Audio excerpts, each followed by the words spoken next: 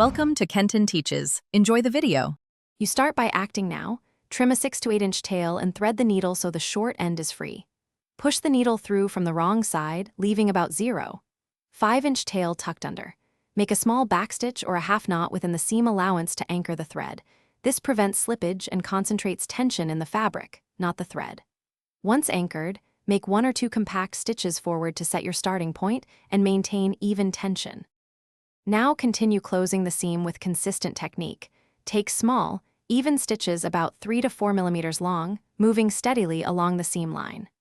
Every 4 to 6 stitches, work 1 reverse stitch into the previous stitch to lock the thread. This prevents unraveling under stress. Make sure you maintain balanced tension. If you pull too hard, the fabric will pucker, and if too loose, the seam will gap.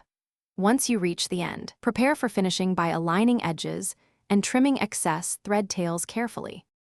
To finish, make 2 or 3 locking stitches in place, then form a small fabric loop by inserting the needle through a tiny bite of the seam before pulling tight.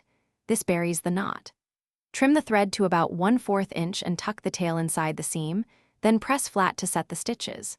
If something goes wrong, say the fabric puckers, undo the last few stitches, relax your tension, and resew that section with slightly looser pulls to restore an even. Thanks for watching. Please subscribe if this video was helpful.